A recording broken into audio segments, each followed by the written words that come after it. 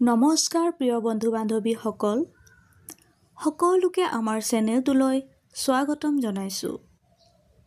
আমি বিভিন্ন সময়ত ৰেইকি বা মেডিটেশ্যনৰ ওপৰত কণ্টেণ্ট প্ৰস্তুত কৰোঁ আৰু আমাৰ এই কণ্টেণ্টবিলাকৰ মূল উদ্দেশ্য হৈছে যে এই বিষয়বিলাকৰ জৰিয়তে বা এই আলোচনাৰ জৰিয়তে আপোনাৰ শাৰীৰিক, মানসিক, বৌদ্ধিক আৰু আধ্যাত্মিক উন্নতি সাধন কৰা আৰু এই বিষয়টোৰ প্ৰতি আপোনাৰ নিয়মিত যি ধাউতি বা নিয়মিত যি আপোনাৰ অভ্যাস তাক আপুনি আগবঢ়াই লৈ যোৱা।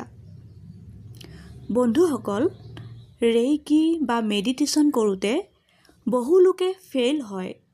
বহু লোকে ভাবে যে এইটো মোৰ কাৰণে সাধ্য নহয়, মোৰ কাৰণে ইম্পচিবল হয় বা মই তাক এক্টিভ কৰিব নোৱাৰোঁ, আৰু বহু লোকে নোৱাৰেও।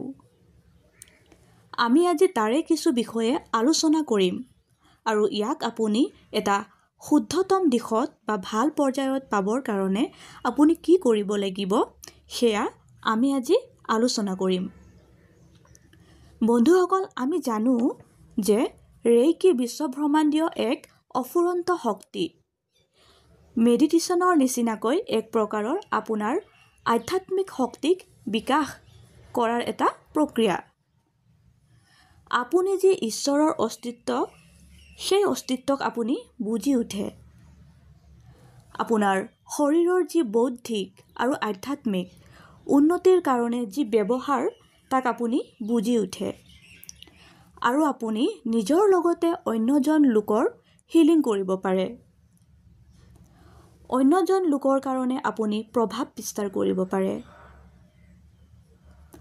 গতিকে ৰেইকিৰ পৰা বহুখিনি লাভৱান হয়। ৰেইকিৰ পৰা আমি যথেষ্ট আশা কৰিব পাৰোঁ আৰু এই ধৰণৰ ধাৰণা এটা লৈ পিনে আমি বহু লোকে ৰেইকি অভ্যাস কৰিবলৈ আহোঁ বা আমি ৰেইকি প্ৰেক্টিছ কৰোঁ। কিন্তু আমি ৰেইকিক যি বিশ্বব্ৰহ্মাণ্ডীয় শক্তি বা ঈশ্বৰীয় শক্তি, শিৱ শক্তি, আমি যি নামেৰে নামাকৰণ নকৰোঁ, এই ঈশ্বৰীয় শক্তিক বা যি বিশ্বব্ৰহ্মাণ্ডীয় শক্তি, এই শক্তিক আপুনি যদি খুব স্বাৰ্থপৰ, খুব ব্যক্তিগত আকাংক্ষা বা ব্যক্তিগত ঠিক লোভ লালসাত যদি আপুনি অভ্যাস কৰে, প্ৰথমতে আপুনি তাক এটা ভুল দিশত লৈ যোৱা নিচিনা হ'ব।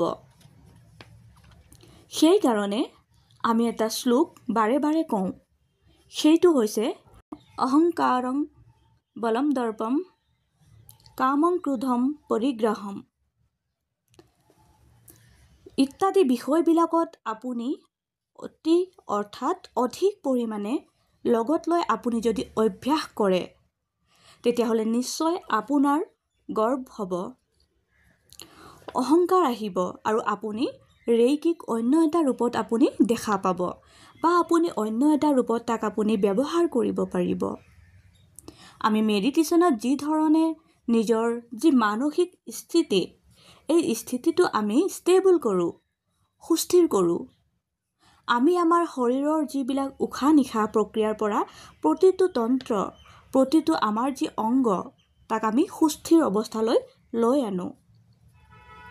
ঠিক সেই ধৰণে ৰেইকিৰ জৰিয়তে আমাৰ যি ছাবকনচিয়াছ মাইণ্ডৰ যি ক্ষমতা, ছাবকনচিয়াছ মাইণ্ডৰ যি পাৱাৰ, তাক আমি বেছি পৰিমাণে বিল্ড আপ কৰোঁ, ইনক্ৰিজ কৰোঁ। আমাৰ যি 7টা চক্ৰ, সেই 7টা চক্ৰৰ যি ক্ষমতা, তাক আমি ডেভেলপ কৰোঁ, তাক আমি অভ্যাস কৰোঁ।